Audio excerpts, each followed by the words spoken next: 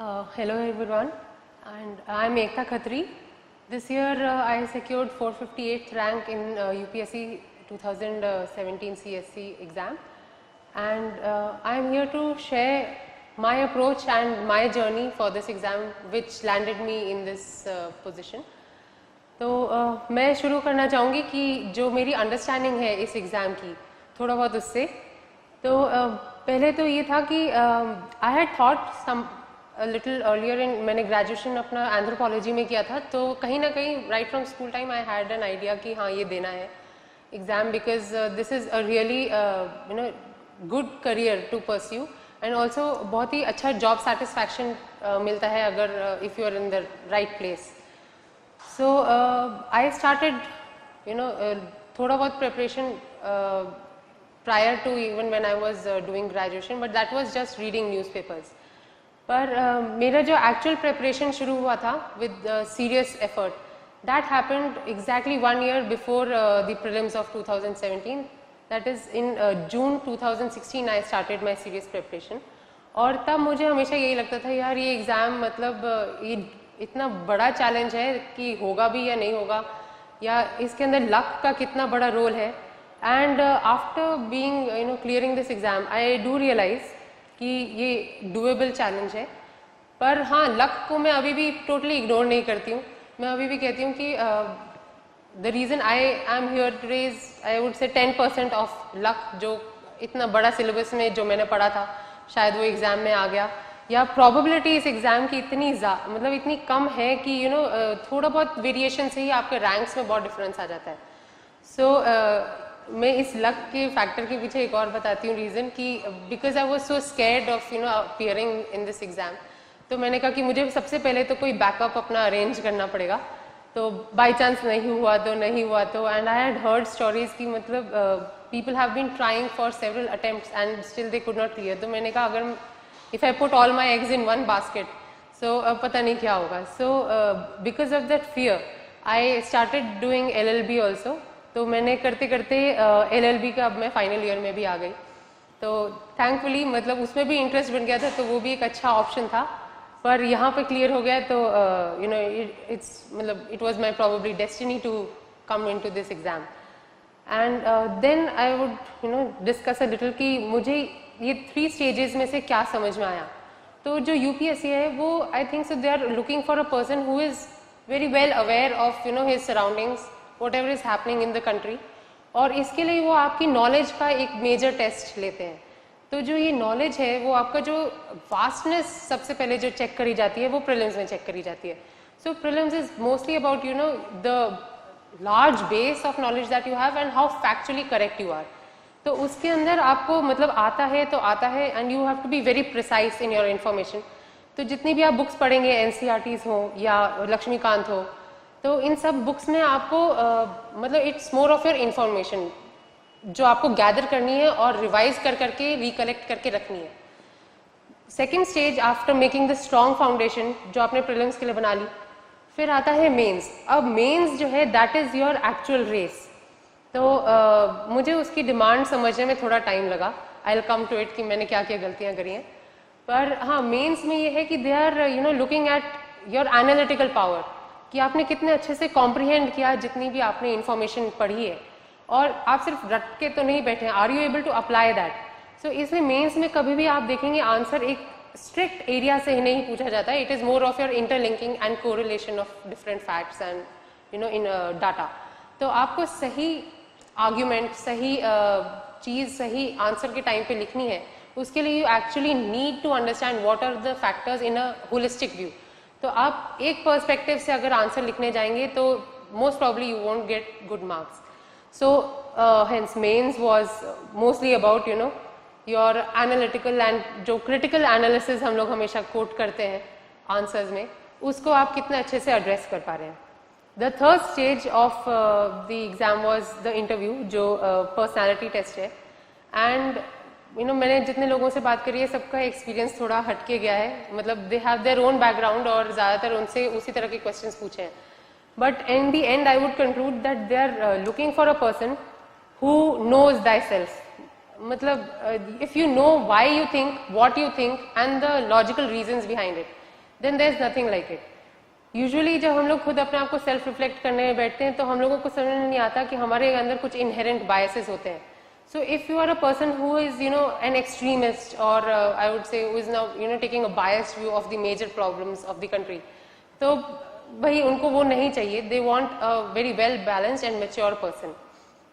Now coming back to the, you know, the strategy that I used was, जब मैंने preparation शुरू करी, मैंने कोचिंग ली थी, बट मेरी कोचिंग काफ़ी इंटरमिटेंट सी गई because I was not able to manage my time very well. तो एज अ रिजल्ट मेरा सेल्फ स्टडी का जो यू नो आवर्स थे वो ऑलमोस्ट रिस्ट्रिक्ट हो गए थे टू 5 hours और 4 hours.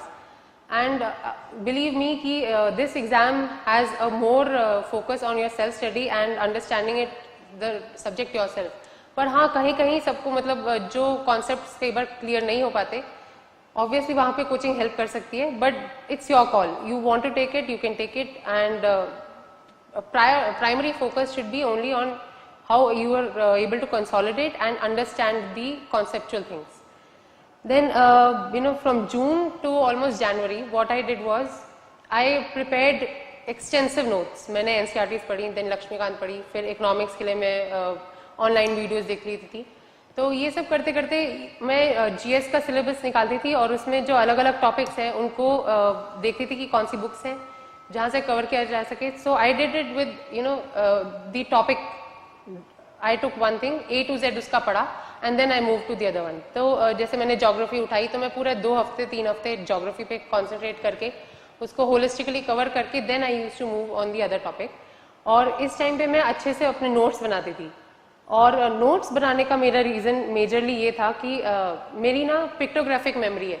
So when I am writing in an exam तो मेरे को एकदम से क्लियरली याद आ रहा होता है कि हाँ मैंने वो पेज लिखा है और पेज की ये कोने में मैंने ये 4 पॉइंट लिखे, तो खट खट खट वो मेरे पॉइंट्स एग्जाम में एक्चुअल में भी आ जाते हैं.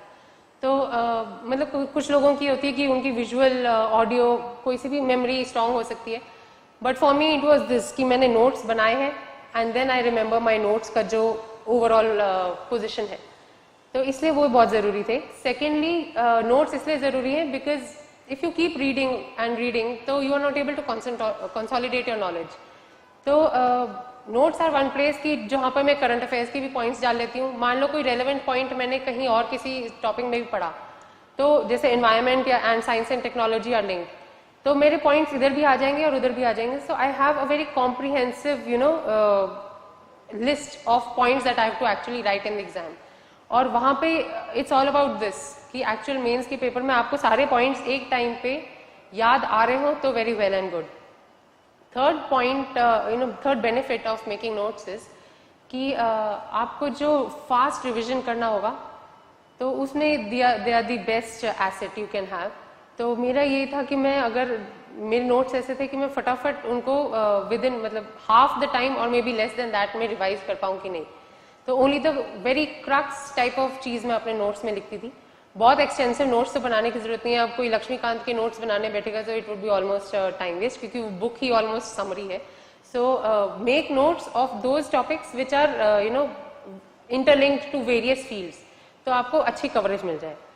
अब नोट्स का मैंने वैसे तो बता दिया, पर इसमें मेरी एक सबसे बड़ी गलती ये भी रही है कि I was over dependent on my good notes making कि मैंने आंसर राइटिंग को काफ़ी निगलेक्ट कर दिया.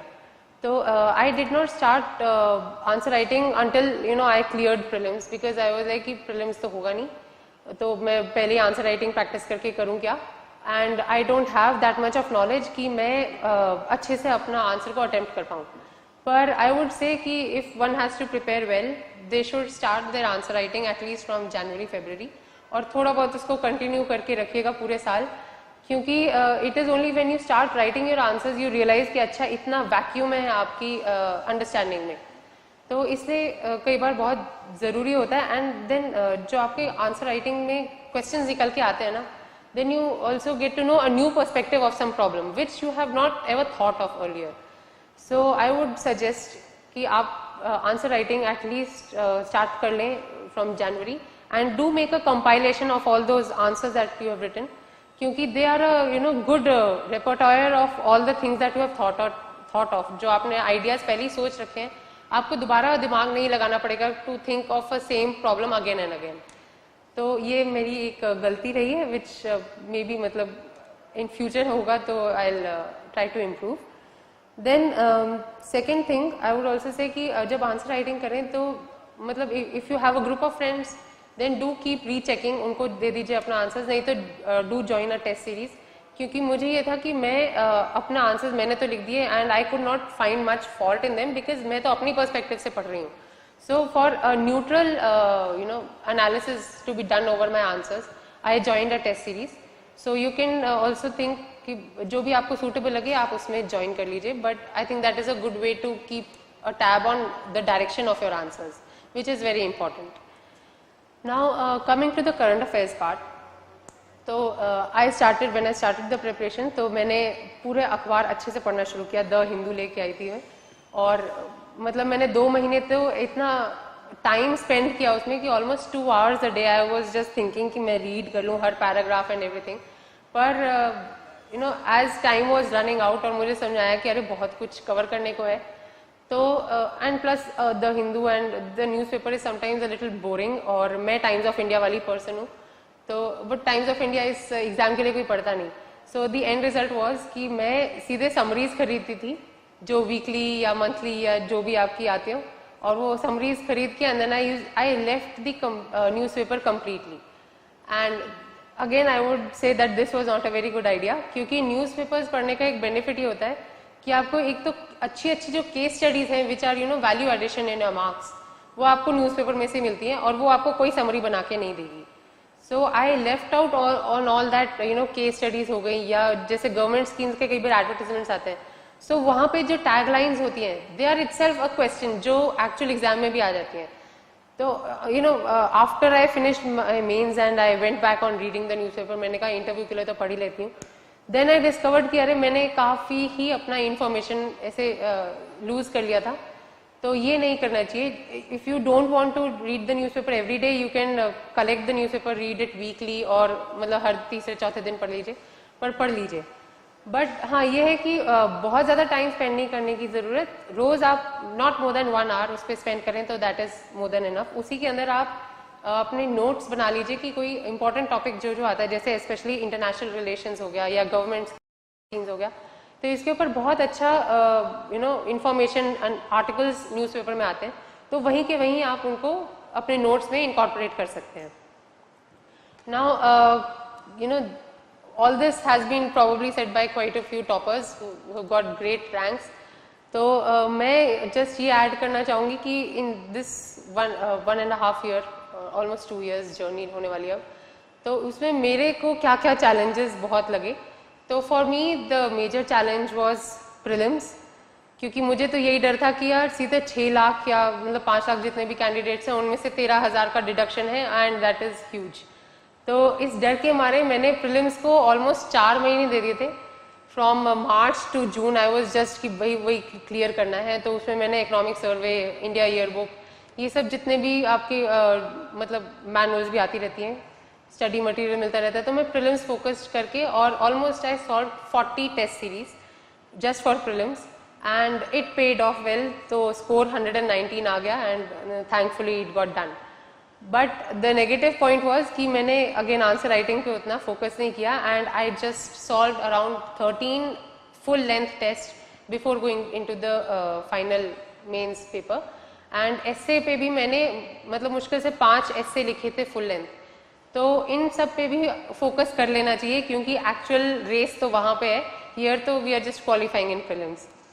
And during preparation I used to find identifying my mistakes and reorienting my strategy very difficult. क्योंकि हर बार मैं अपने आप को मतलब समझ में नहीं आता था कि गलती किधर कर रही हूँ. तो जैसे टेस्ट सीरीज देती थी उसमें स्कोर नहीं बढ़ रहा है, तो how to what are the areas I have to focus and ignore, ये सब डिसाइड करने में you have to keenly constantly evaluate yourself, वो करना बहुत ज़रूरी है.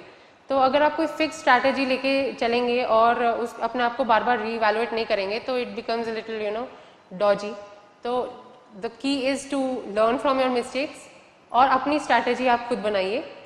And then I am not a very good disciplinarian, मेरी प्रॉब्लम ये थी कि मुझे अपना माइंड को डिसिप्लिन करने में ये 2 सालों में बहुत टाइम लगा।